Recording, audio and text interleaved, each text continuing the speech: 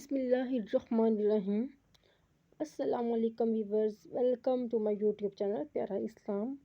اگر آپ میرے یوٹیوب چینل پیارا اسلام پر نیو ہیں تو میرے چینل کو سبسکرائب اور ویڈیو کو لائک اور شیئر ضرور کیجیے گا اور بیل آئیکن کے بٹن کو پریس کرنا نہ بھولیے گا۔ تو ہماری آج کی ویڈیو کا ٹاپک ہے سورۃ ناس، مطلب قرآن پاک کی جو سب سے چھوٹی اور سب سے آخری صورتیں ہیں جن کو چار کل بھی کہا جاتا ہے۔ تو آج ہم ان کے بارے میں تلاوت کریں گے اور ترجمہ اور تھوڑی چھوٹی سی مطلب تفسیر ہے ان کی وہ بیان کریں گے۔ تو چلتے ہیں اپنی آج کی ویڈیو کی طرف۔ پہلی ہماری ویڈیو ہے سورۃ ناس۔ بسم اللہ الرحمن الرحیم۔ شروع اللہ کے نام سے جو سب پر مہربان ہے، بہت مہربان ہے۔ قل اعوذ برب الناس، کہو کہ میں پناہ مانگتا ہوں سب لوگوں کے پروردگار کی، مالک الناس سب لوگوں کے بادشاہ کی، الہ الناس سب لوگوں کے معبود کی۔ مطلب یہ ہے کہ اللہ تعالیٰ کی پناہ مانگتا ہوں جو سب کا پروردگار بھی ہے، صحیح معنی میں سب کا بادشاہ بھی اور سب کا معبود حقیقی بھی۔ من شر الوسواس الخناس، اس وسوسہ ڈالنے والے کے شر سے جو پیچھے کو چھپ جاتا ہے۔ ایک مسند حدیث میں حضور نبی کریم صلی اللہ علیہ وسلم کا یہ ارشاد منقول ہے کہ جو بچہ بھی پیدا ہوتا ہے اس کے دل پر وسوسہ ڈالنے والا شیطان مسلط ہو جاتا ہے۔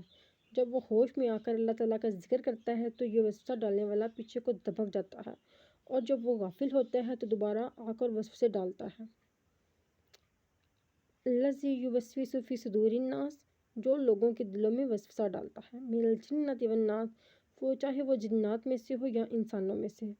قرآن کریم نے سورۃ النام میں بتایا ہے کہ شیطان جنات میں سے بھی ہوتے ہیں اور انسانوں میں سے بھی ہوتے ہیں۔ البتہ شیطان جو جنات میں سے ہیں وہ نظر نہیں ہوتا اور دلوں میں وسوسہ ڈالتا ہے، لیکن انسانوں میں سے جو شیطان ہوتے ہیں وہ نظر آتے ہیں اور ان کی باتیں ایسی ہوتی ہیں کہ انہیں سن کر انسان کے دل میں طرح طرح کے برے خیالات اور وسوسے آ جاتے ہیں۔ اس لیے آیت کریمہ میں دونوں قسم کے وسوسے ڈالنے والوں میں سے پناہ مانگی گئی ہے۔ شیطان کی چالیں کمزور ہوتی ہیں اور اس میں اتنی طاقت نہیں ہوتی کہ وہ انسان کو گناہ پر مجبور کر سکے۔ یہ تو انسان کی ایک آزمائش ہے کہ وہ انسان کو بہکانے کی کوشش کرتا ہے، لیکن جو بندے اس کے بہکانے میں آنے سے انکار کر کے اللہ تعالیٰ کی پناہ مانگ لیں تو شیطان اس کا کچھ بھی نہیں بگاڑ سکتا۔ قرآن کریم کا آغاز سورۃ فاتحہ سے ہوا تھا، جس سے اللہ تعالیٰ کی حمد و ثنا کے بعد اللہ تعالیٰ ہی سے سیدھے راستے کی ہدایت کی گئی، اور اختتام سورۃ ناس پر ہوا ہے جس میں شیطان کے شر سے پناہ مانگی گئی ہے، کیونکہ سیدھے راستے پر چلنے سے اس کے شر سے جو رکاوٹ پیدا ہو سکتی تھی اسے دور کرنے کا طریقہ بتا دیا گیا ہے۔ اللہ تعالیٰ ہم سب کو نفس اور شیطان دونوں کے شر سے اپنی پناہ میں رکھے، آمین ثم آمین۔ بسم اللہ الرحمن الرحیم۔ اسی طرح ہماری جو نیکسٹ صورت ہے وہ صورت فلق ہے۔ قل اعوذ برب الفلق، کہو کہ میں صبح کے مالک کے پناہ مانگتا ہوں۔ قرآن کریم کے یہ آخری دو صورتیں معوذ-تین کہلاتی ہیں۔ یہ دونوں صورتیں اس وقت نازل ہوئی تھی جب کچھ یہودیوں نے حضور اکرم صلی اللہ علیہ وسلم پر جادو کرنے کی کوشش کی تھی اور اس کے کچھ اثرات آپ پر ظاہر بھی ہوئے تھے۔ ان صورتوں میں آپ کو جادو ٹونے سے حفاظت کے لیے ان الفاظ میں اللہ تعالیٰ کی پناہ مانگنے کی تلقین فرمائی گئی ہے، اور کئی احادیث سے ثابت ہے کہ ان صورتوں کی تلاوت اور ان سے دم کرنا جادو کے اثرات دور کرنے کے لیے بہترین عمل ہے۔ اور حضور نبی کریم صلی اللہ علیہ وسلم رات کو سونے سے پہلے ان صورتوں کی تلاوت کر کے اپنے مبارک ہاتھوں پر دم کرتے اور پھر ان ہاتھوں کو پورے جسم پر پھیر لیتے تھے۔ من شر ما خلق، ہر اس چیز کے شر سے جو اس نے پیدا کی، ومن شر غاسق اذا وقب، اور اندھیری رات کے شر سے جب وہ پھیل جائے۔ اندھیری رات کے شر سے خاص طور پر اس لیے پناہ مانگی گئی ہے کہ عام طور پر جادوگروں کی کارروائیاں رات کے اندھیروں میں ہوا کرتی ہیں۔ ومن شر النفاثات فی العقد، اور ان جانوں کے شر سے جو گنڈے کے گرہوں میں پھونک مارتے ہیں۔ جانوں کے شر سے جانوں کے لفظ میں مرد اور عورت دونوں داخل ہوتے ہیں۔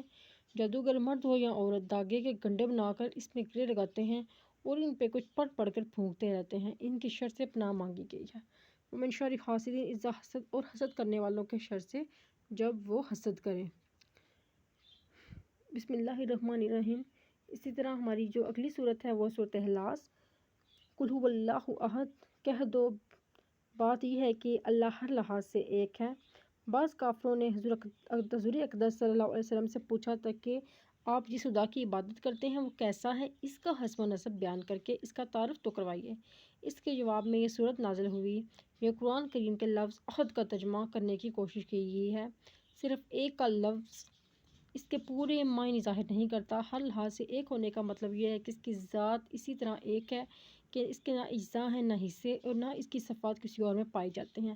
وہ اپنی ذات میں بھی ایک ہے اور اپنی صفات میں بھی۔ اللہ الصمد، اللہ ہی ایسا ہے کہ سب اس کے محتاج ہیں، وہ کسی کا محتاج نہیں۔ یہ قرآن کریم کے لفظ الصمد کا ترجمہ کیا گیا ہے۔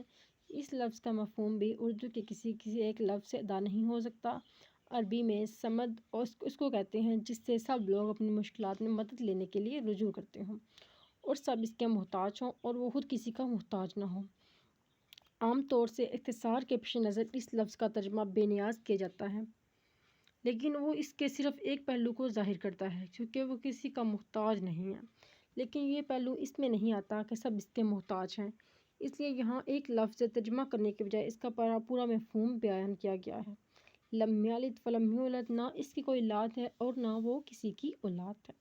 یہ ان لوگوں کی تردید ہے جو فرشتوں کو اللہ تعالیٰ کی بیٹیاں کہتے تھے، یا حضرت عیسیٰ یا حضرت عزیز علیہ السلام کو اللہ تعالیٰ کا اپنا بیٹا قرار دیتے تھے۔ وَلَمْ يَكُنْ لَهُ كُفُوًا أَحَدٌ، اس کا کوئی جوڑ نہیں، یعنی کوئی نہیں جو کسی معاملے میں اس کی برابری یا ہمسری کر سکے۔ اس صورت کی ان 4 مختصر آیتوں میں اللہ تعالیٰ کی توحید کو انتہائی جامع انداز میں بیان فرمایا گیا ہے۔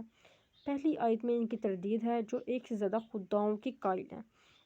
دوسری آیت میں ان کی تردید ہے جو اللہ تعالیٰ کو ماننے کے باوجود کسی اور کو اپنا مشکل کشا، کارساز یا حاجت روا قرار دیتے ہیں۔ تیسری آیت میں اس کی تردید ہے جو اللہ تعالیٰ کے لیے اولاد مانتے ہیں، اور چوتھی آیت میں ان لوگوں کا رد کیا گیا ہے جو اللہ تعالیٰ کی کسی بھی صفت میں کسی اور کی برابری کے قائل ہیں۔ مثلاً بعض مجوسیوں کا کہنا یہ تھا کہ روشنی کا خالق کوئی اور ہے اور اندھیرے کا خالق کوئی اور ہے۔ اسی طرح اس مختصر صورت نے شرک کے تمام صورتوں کو باطل قرار دے کر خالص توحید ثابت کی ہے۔ اس لیے اس صورت کو صورت اخلاص کہا جاتا ہے۔ ایک صحیح حدیث میں ہے اس کو قرآن کریم کا ایک تہائی حصہ قرار دیا گیا ہے، جس کی وجہ ظاہر یہ ہے کہ قرآن کریم نے بنیادی طور پر 3 عقیدوں پر زور دیا ہے: توحید، رسالت اور آخرت، اور اس صورت نے ان میں توحید کے عقیدے کی پوری وضاحت فرمائی ہے۔ اس صورت کی تلاوت کے بھی احادیث میں بہت فضائل آئے ہیں۔ امید کرتی ہوں میری آج کی ویڈیو آپ کو پسند آئی ہے۔ نیکسٹ جو ہماری صورت 4 کل کی جو آخری صورت ہے، صورت کافرون، اس کا ذکر ہم انشاءاللہ نیکسٹ ویڈیو میں کریں گے۔ اللہ حافظ۔